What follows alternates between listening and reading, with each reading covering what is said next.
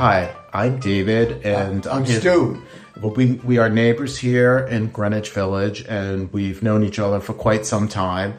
And after COVID hit, we kind of bonded a little with conversations on our roof deck about... Often accompanied by a beer or two. Well, at least for you. Oh. And, you know, we found we had a lot of common interests, and we wanted to put this to the open airwaves and discuss some of the things that we kind of rampage about. I wouldn't say kind of in my case, but... And I'll say, wait a minute, there are some good notes that you'll hear as well, periodically. Not for me. And so one of the things we've kind of quipped about is, you know, we live in an undisclosed location, obviously, in Greenwich Village, but I will not say the address. And Stuart's a little more temperate than I have some very personal hatreds of some people in the building. I will not name them directly, but I will describe them. And we'll try and keep that under control so he doesn't get himself in too much trouble. Yeah, and I also wanted to note that Stuart is the elder statesman here, and he did serve his country in Vietnam, unlike Bill Clinton, that piece of garbage. Sorry. And so let me just launch into one of the first things that kind of set me off. Go right ahead. You were really on a tangent. Okay. Wednesday evening, I come home from dinner, and what do I see? It's like 10 o'clock at night, and there's New York City construction workers banging away at the pavement in front of our building, and lo and behold, they're adding a bus depot. One of those plastic things in front of our building. There is nowhere else on our street where they're putting this. They decided to put it here with no notice. And the first thing I say to myself, you know what? This is going to be great. It will be a place for all the homeless to sit and congregate in front of our building and shoot up drugs, which is what we've noticed here in a prime neighborhood in New York City for a long time now. Part of this, we have to thank our former mayor, that disaster, de Blasio. And yeah, de Blasio had very little of good to say about him, the bastard. Yeah, I have nothing good to say about him either. I hated him from the beginning, and I knew he was bad news. And what's funny about it is New Yorkers love to talk about how they're the best and the brightest. I learned to hate him. He started doing... I don't want to get off on too much of a tangent. It's okay. You know, but I mean, he had... Well, the first thing that happens is he starts cutting his pizza with a knife and a fork. You can't do that and expect to get any respect in New York. They're going to think you're a pretentious son of a bitch. Well, he is a pretentious son of a bitch, what you do. Along with a moron. And then, he doesn't. He takes time. He takes time from the day to go to his gym, or did at that point, for several hours, and you're just thinking about the normal work day.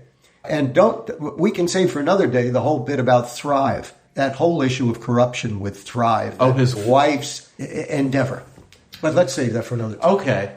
That all said, after I noticed this bus depot, I was outraged, of course, and I started reaching out to the councilmen, the board of directors here at our building, and we actually have a state senator who lives in this building. Is there an obligation on the part of the city to conduct hearings or give notice of a planned bus stop or newspaper stand or fire hydrant or anything else? Is there an obligation to give the public an opportunity to comment? Apparently there is, and this is what I learned through our city council office, you know, our leader for this district, and no one seemed to get any notice of this. They just did it. It's almost like we're living in the Soviet Union. Done in the night. Yeah, in the middle of the night, banging and clanging until 11 o'clock at night, keeping people awake so that they can put a stupid bus depot at a bus stop most people don't use anyway. It's Spartan. The use is Spartan of that thing. I've watched it. I've used it at times. And frankly, there's a little, awning nearby that people sometimes stay under until the bus arrives, but very, very infrequently used. Absolutely, but they don't put any rhyme or reason here in New York City anymore. And the current leadership here is certainly not cleaning up the mess that was left behind by de Blasio and his nightmare of a wife and those two disgusting brat children, which we can discuss at another time. Yes. Another time. Yes. But that all said, we have a state senator who lives in this building, and I didn't see him doing anything about this. I mean, I guess he's quietly reserved in his multi-million-dollar apartment that his husband has financed with his trust fund money. Well, wait a minute. Yeah. What would you think his obligation should be? Trying to take the other side for a moment. Oh, aren't you generous? Yeah. How about get off your ass and do something about it instead of being the architect? He's one of the architects of this bail reform. Oh, that's a whole other matter. Yes. If he is that architect, he deserves a lot of horrible credit. So now you see, sick. It's sick. But I mean, I think if you told me that his obligation was simply to step up and represent his constituents in his building or otherwise, and say, we deserved an opportunity to give fair public comment on this, and that was denied, and that's not right.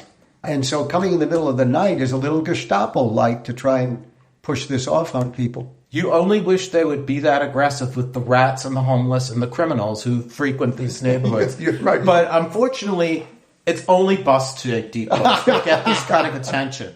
But this is the kind of leadership we have here. But, I mean, our current mayor, he's out partying until 3 a.m. So maybe that's why he's arranging for construction work in the middle of the night. He can watch it. It's the time he wakes up. If I'm in a nightclub at 3 a.m. snorting lines in the back. No. You know he's not doing that. Oh, I don't know that. I suspect he does. Well, and I also suspect, not only that, I can picture him with some trans hooker in the bathroom. Oh, no, God knows what. You don't want to say that. You don't want to say that about our mayor.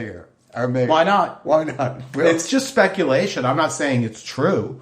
But look at the way he dresses. That's all I have to say. Oh, now wait a minute. You're going to go to dress? I think he's rather dapper. I don't take his dress away from him. And I think he's a good example of trying to stay in shape. And there are lots of others around who are probably causing their own physical demise by failing to stay in. Well, it's funny you should mention that. That the first person who comes to mind is that rotund pig who's the district attorney of Manhattan. Oh, no. That's it. Let's see. He can't prosecute criminals. The day he gets to office, this ridiculous buffoon, he lists a whole litany of crimes that he's not going to prosecute. Yeah, no, that was a very bad beginning, and of course, the fact that the trial that he initiated with respect to Trump. Is probably from a political sense, it wasn't well timed. If you'd like some of the more important things to come to bat more quickly. Well, he's in so much political trouble. He wanted to curry favor with all the New Yorkers. I think you're right. Right. Progressives. Right. And what's most disgusting about him is what a hypocrite he is. First of all, he discussed in his campaign about how he was raised in Harlem, about his upbringing as an African American, etc. Except what he forgot to leave out is that he lived in a multi-million-dollar townhouse. He went to Trinity, one of the most elite private schools in Manhattan, and then went to Harvard for both undergrad and law school. Now, does this sound like someone who's been oppressed? Well, has he suggested that? No, wait a minute. Oh, yes, he did during his campaign. He was discussing how hard it was. Tough he's not tough. Look at him. If he was tough, he'd be running around the block trying to lose all that blubber. And might not be. And if he was tough, he'd probably not be thinking a little bit more about the importance of bail reform and the importance of prosecuting crimes and the importance of broken windows and the like. We wouldn't have needed bail reform if prosecutors like him and the people in his office didn't hold people in jail and delay their trials to extort them into a settlement. And who usually is the victim of that is the underprivileged. All those rich people that give him campaign contributions can come up with the bail. So then the solution is to let everyone out without bail, with very limited exceptions. The revision of the statute that we're faced with now really takes away some of the freedom from judges to say there's a danger to society, and it has to be upon some other basis, some more difficult base threshold to reach. And that's caused a real problem because guys are getting out. It's just like a turnstile. They come out and they commit a crime within days, another crime. That's a fact. That's what goes on. Well, we can thank certain state senator who lives in an undisclosed location, as well as his compatriots in the assembly, yes, and as well... And the governor, because she's the one who had to pass the bill. Well, actually, it was Cuomo who signed it to the... Handy Andy, as he's nicknamed. Yes. I miss him, even though he's a repulsive human being, compared to Kathy Hochul. She is the biggest disaster that hit this state since Hurricane Sandy. First of all, that woman was only picked by Cuomo because she was a nobody with no backbone. And he didn't want anyone to upstage him. And that was often the case with him. And with other people, too. Be around, but, go to certain meetings for me, represent me in certain symbolic functions, but don't make policy. She was never expected to be the governor. No. And unfortunately, she got it thanks to Letitia James, our New York State Attorney General, who wanted Cuomo's job and then did that whole report about his sexual improprieties. Yes. Which, in all truth, sure, he sounds like a pig. He really does. Oink, oink, oink. And we saw the pictures in the New York Post where he was supposedly wearing nipple piercings. I didn't see those. Oh, I saw them. Are you sure they were there? You didn't dream this up. I'm not. You couldn't make it up. And I was like, what is a 60-something-year-old man doing with nipple piercings?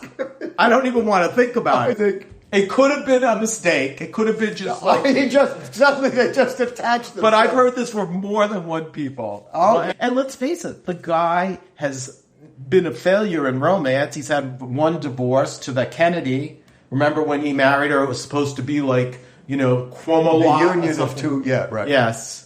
It's like the two nightmares joining each other. Yeah. And to be quite honest, I never liked Mario Cuomo either. He's a sanctimonious piece of garbage. I lived in California most of that time, and so I wasn't around for Mario. What I now remember Mario for is the way his son, what was it, Andrew? Yes, Andrew. Handy Andy. Handy Andy. The way he suddenly, and in the middle of the night, so to speak, attached to some bill in the Assembly and the Senate, was the renaming of the Tappan Zee River Bridge when it was built again. I think that stunk. It wasn't the public asking for a renaming. It was some grandiose effort on his part to honor his father in a way that the public hadn't asked for.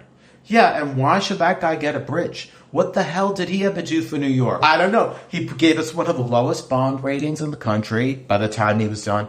High unemployment, high crime, a budget disaster in Albany that was never on time, and a bunch of pablum about how he was, going to run for president, which he never did, because the America in general was not impressed by some sanctimonious guy from Queens who was a boiler room politician his entire life, playing all kinds of dirty tricks. And he thinks he was going to run for president and he's going to be welcomed by middle America. Give me a break. Do you think we ought to drift on to something else or no? Well, we can. And, we've talked a little about Kathy Hochul. Worst. Let me give you another. You're going to give me a break. I'm going to give you a break. So you can okay, because you know what? Clever. Right now my blood pressure is on so high. No, this one is something I will sometimes try and pick things out of the papers as well that just come to mind and catch my attention. And this one really did in a number of ways. On March 14th, the Times reported about an incident that had occurred, I guess, the preceding day or within a day or two before. And it was an incident whereby a person who came to be represented in the article as a 32-year-old walked on a train in Brooklyn.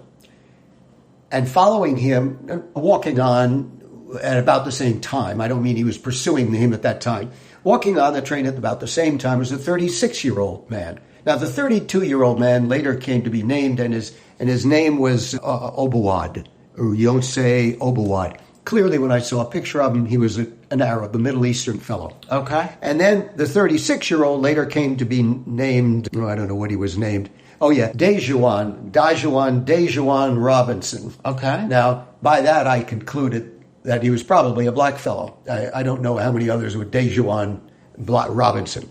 At any rate, so the black guy, I'm calling him the black guy for purposes of this description. There are about 6 characters in this little scene, 6 actual characters. So Dajuan starts to harass and menace the 32-year-old, the Arab. And it got more difficult and more radical, and he pulled something out of his pocket, which may have been a knife, may have been a gun. At that time, a black woman who is seated farther away, starts to take a person in the same railroad car started to take a picture, or a movie show, whatever you call that on the phone. Right, she gets her phone out. She's got the phone out and she's taking a video. Okay, now another woman, a black woman, is starting to get very concerned about the way this Arab is getting pummeled. And she takes something out of her pocket and goes up because the man's getting beaten. And at this point, he's about to have, I don't know if he had at that point, a gun in his hand. She goes up to him as he's pummeling the 32-year-old, and she stabs him several times. The black guy who had just gotten stabbed says, "Did you just stab me?" or words to that effect. He then starts to go after, still able to move around apparently, he then starts to go after the woman. Another guy I don't know, white, black, or pink, don't know what he is, he stepped in and tried to protect her. He put his body in front of this woman when the black guy was coming at him. And at some point thereafter, or just before, the black guy pulls a gun out. Whether he had it in his hands before, I don't know. He pulls a gun out, and there's a struggle with the 32-year-old, the Arab. The Arab gets the gun and shoots him. Shoots the black guy, the harasser, the perpetrator.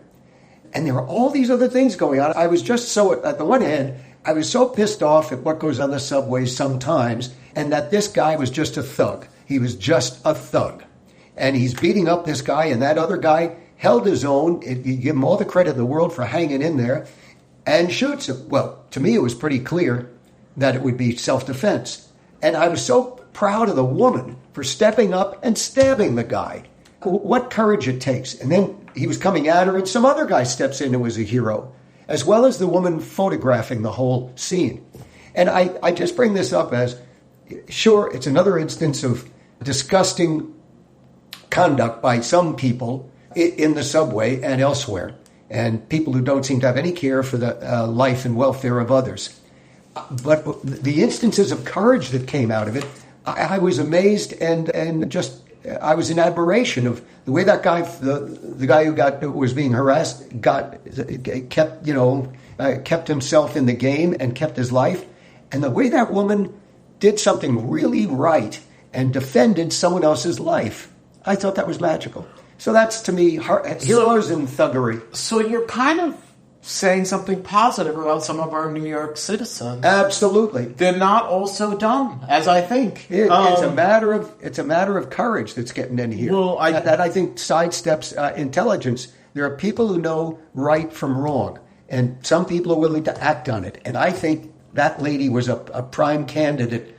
And finally now, and then the following day, it was in a subsequent article, the DA, the Brooklyn DA, didn't take long to say, we have enough evidence, it appears, that this was self-defense.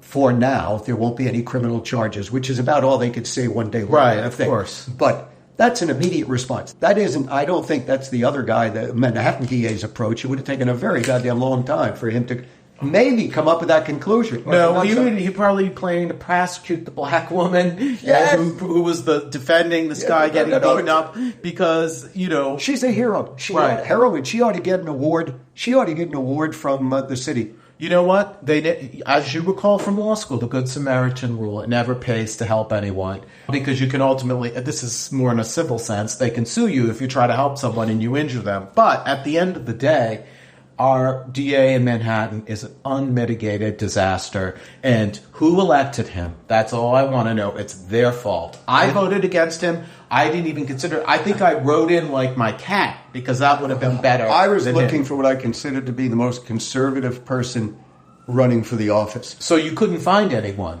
No. The one that came closest, as I recall, what's her name? She's a practicing attorney and the son of a federal judge. I know who you're talking about. I don't remember her name either. Yeah, but I certainly wouldn't have voted for any of those who had this large liberal agenda. They were all fighting. They were all fighting to show how little we should do against potential criminals and criminal defendants. They all wanted to show that we ought to be kind. And we see where that has gotten us. Yeah. We see what has become of New York City. Residents continue to flee and losing population.